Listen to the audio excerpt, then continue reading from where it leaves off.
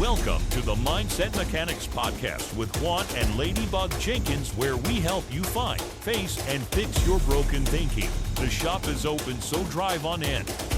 Welcome to Mechanical Monday. You are in the shop. I'm Ladybug. And I am Juan Jenkins. We are your mindset mechanics. Reminding you that you can find it, face it, and fix it. Welcome in today's episode titled Your Life is Your License. We're going to discuss the dangers of needing permission and how it can keep you from progressing in your life. So Ladybug, why don't you tell the crew listening what it means to need permission? Yes, sir. It's actually exactly what it sounds like. But more specifically, permission is defined as consent, authorization, or approval to do something. If you think back to your childhood, like most of us, one of your favorite things was probably a field trip. You had somewhere amazing to go that you were very excited about. There was a time, there was a place, some special instructions, usually a price, and the written in stone permission slip. You could have the money, your bag lunch, and your swimsuit in your backpack, but if you did not have that signed permission slip, you weren't going anywhere. They would even oftentimes have someone from the front office posted at the door of the bus with that list of stragglers who did not have their slips turned in, and it did not matter what you had. If you didn't have that permission slip, you were going to spend that field trip in the library. And all of that is fine when you're in fifth grade and you want to go to the water park. But the problem is that too many adults carry that right into their grown-up lives. And if you're not careful, it can stall your progress. Now, Jay, you happen to have the perfect story for this topic. So why don't you share with the crew so we can get a better idea of what this looks like in real-time adult life? I sure will. Okay, so I remember this time when I was working at this facility and I decided to return to nursing school for my degree. I had been working on this job for years, right? And I knew it would be a challenge, so I came up with this plan. I researched schools and found the ideal program. I calculated the pricing, hammered out the schedule and everything. I thought about the demands of my time and money. I took all of that and formulated a strategy that would allow me to meet all my obligations at my full-time job while I was attending school full-time, right? That didn't even include my duties at home and at church. I got everything together. I scheduled a meeting with my administrator, and I went to this meeting and I laid it all out for him. I explained to him how my production at work wouldn't decrease, and because the degree would still be in nursing, it would even benefit the company I was working for. He seemed engaged. He was nodding his head. He seemed receptive. I thought we had a good rapport, so I left the meeting feeling really confident. I went back to my office and I mentioned it to my coworker and explained it to him how my schedule was going to change and et cetera, et cetera. I thought we were good until a couple of days later. He called me back into his office. His whole attitude has shifted. He's going to now tell me that it's not going to work out. It says that it's not going to fit for my department. Mind you, I had my own office at this time and already offered to come in on evenings and weekends to make sure all of my work got done. Then he just flat out just told me that it wasn't going to work and that they needed me in the office Monday through Friday and at normal business hours type stuff. Man, I was so devastated. I had done everything that I was supposed to do, and I had been on this job for like years. So I was a solid employee. I weighed all of the costs, money-wise, time-wise, energy-wise. I considered them as well as myself. I did everything right, and I still got wrong. I was trying to better myself, which would, by extension, better the company, and it still was a no. I felt really trapped and disappointed. Ooh, I'll be honest. I love this story so much. I had the honor of watching you during this situation. I remember when you came home and told me what your administrator said initially, and I felt great too. And then how he changed directions on you a couple of days later. I wanted to butt in really bad, but I knew that it was a turning point for you.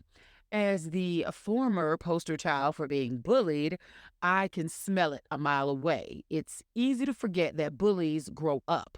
Most of them don't stop, they just become more subtle. And I tend to respectfully push back really quickly, which does the trick most of the time. And, I've always watched you be humble and hardworking. You're never late, very rarely absent unless you or one of the children is in the emergency room. You're cooperative, a team player. And it's really easy for adult bullies to interpret that as, oh, he's an easy target. And to be honest, I was also really furious because after all of the years you performed the way that I described, he had no intentions of supporting your going back to school to improve yourself. So tell us what happened. Did you find your exit, Jay? Did I? Yes, I did. I initially thought, well, I guess I can't go back to school now. I had obligations as a husband and as a father, so the job felt like a necessity. Mm-hmm. Then something clicked. I realized that my administrator did not even care about me at all like I thought. I remember when they threw us that baby shower, you remember? It was awesome. Decorations, food, gifts. And then we get back home and they said sent more gifts to the house. I believe that they valued me as an employee and as a person. This situation was a wake-up call. It really doesn't matter how many fancy parties, birthday cards, employees, or the year awards, or anything else they throw at you. At the end of the day, people are out for themselves. And then I realized at some point somebody got into my administrator's ear. They got into his ear and convinced him to tell me no. So now it's not just him, it was two people that said no and was trying to block me. Mm. So then, I said, you know what? I decided to do do what I needed to do for myself, because at the end of the day, people are out for themselves. So I resigned from that job and I found a new one. In the interview at this new job, I explained to them that I would be attending school and that this was my plan to ensure all my work and obligations would still be met. They offered me the job right away with all my demands met. It really taught me something. That is amazing. And yes, you are so right. I do remember that baby shower. I remember walking in, or should I say at that point, waddling in, because I was huge and being really amazed. And I thought to myself, this looks like something a family would put on. The decorations, the attention to detail, the food, the table full of gifts. They even somehow found out, my nursery theme, and they had a safari theme for that. And then only to come home and have more gifts and flowers arrive to the house. And I thought to myself, wow, they really value my husband. And even seeing your picture up in the lobby, in that frame, in your uniform. And I was like, man, these people really see my husband for who he is. But even though the administrator didn't respond the way he should have, after letting some random hater try to roadblock you, it's testimony to how you treated your coworkers and how you moved on your job. While the administrator didn't respond appropriately, your team did. Over all of the years that you were there, the baby shower, the birthday parties, all of that just goes to show that there were people who saw you for who you were, and that's what you have to cling to at times. But I remember how ecstatic I was when you told me you were quitting. The children were really little. They were, I think, about 2 and 3 years old, and the budget was already tight, but I did not care. I was so proud of you for taking this leap of faith. And we had to make some serious sacrifices, but I have never regretted it, even though I think I did fall out of love with couponing while you were in school when I had once loved it, RIP to my little coupon binder. But I do want to make sure the audience knows that this is not just a workplace thing. Your administrator could have been a friend or a relative refusing to babysit for the few hours you would need per week to go to school, or a co-parent who won't make even a small adjustment in drop off or pickup times. Once you know what it looks like, you can spot it and deal with it anywhere. Yeah, I know that's right. I think it's more common than people realize. People can block you or run you right off into the ditch very easily, man. You ever had that type of situation? Which time? Most memorably, I remember when we were planning our wedding back in 2000.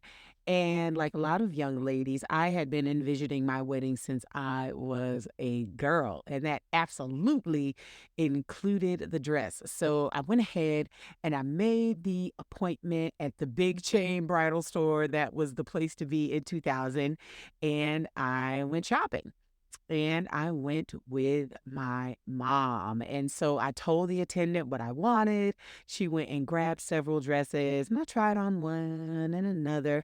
And then I put one on, and I immediately fell in love. It was like in a movie when the pixie dust falls, and then the dress and the hair and all of that. And I stepped on that pedestal in that 360-degree mirror, and I just felt like the queen of everything. And I looked over at mom, and she had this expression on her face, and I immediately knew that she did not like the dress. So, long story short, she told your girl that she was too big for that big dress. So, it had this full skirt and this corset bodice. And it was really beautiful to me. And she just told me I was too big for the dress. And I was about a 16 or 18 back then.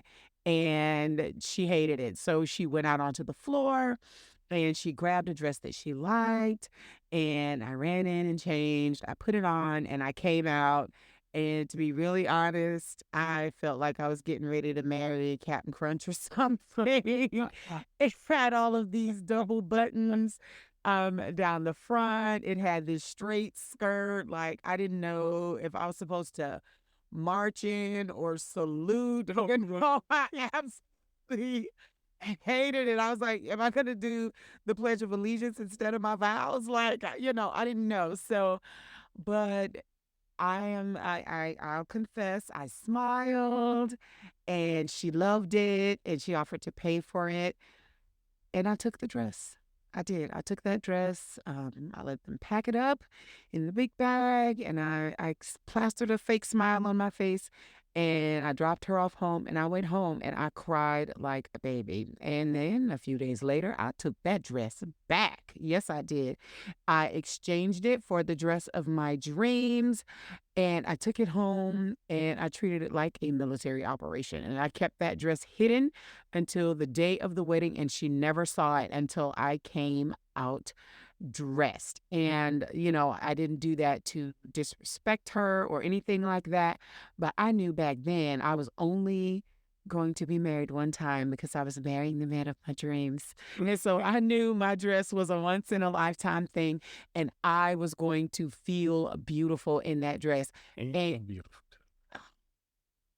thank you. And I felt beautiful, and that is what mattered. And a lot of attitudes have changed now, and they tell you can wear anything at any size. Mhm. But in any event, that was really a turning point for me when I learned that even as a young adult, I was still an adult, that it's your journey. So let's look in the rearview mirror for a minute, Jay. Can you give the crew one tool for overcoming the need for permission? Yeah, so in a nutshell, look, I put myself and my family first. I mean, that's what the administrator was doing for him.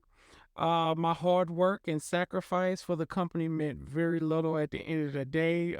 He had no trouble telling me no, so I had no trouble in quitting and finding the yes I needed to pursue my goals. That's the takeaway. Do what's best for you and your journey. So how about you? What's in your rearview mirror on this topic? Well, Jay, you have to remember that even people who love you can have their own agendas, fears, insecurities. Sometimes it can be a jealous coworker that doesn't want you to escape. It can be a spouse that's afraid if you lose all of the weight and get in really great shape that, they may not have all of your attention anymore. It can be a friend that doesn't want you to leave the department and get promoted because then they won't have the support that they need. So while it's not always negative, it's not always in your best interest. They can love you and still want things that are not in your best interest. Anything you want to add? Psalm 37:23 says, "The steps of a good man are ordered by the Lord, and he delights in his way." If you have God's permission to do what it is that you're doing, you're good to go. Yes, I love knowing that. The best part is that God knows everything, and his motive is whatever is best, not just for you, but for everyone involved. So, what's up next, Mechanical Monday, Jay? Okay, so our next episode is titled, "Can I See Some ID? Mm. The Problem of Imposter Syndrome." Ooh, my. I cannot wait for that one. So, pull up next Mechanical Monday for a chat about your identity. So thanks for stopping by the shop. We trust it helped. I am Juan And I'm Ladybug Jenkins, reminding you that you can find it, face it, and fix it. Amen. Amen. Thanks for stopping by the Mindset Mechanics shop with Juan and Ladybug Jenkins. Join us next time for more tools to help you overhaul your mindset. Remember that you can find, face, and fix the way you think.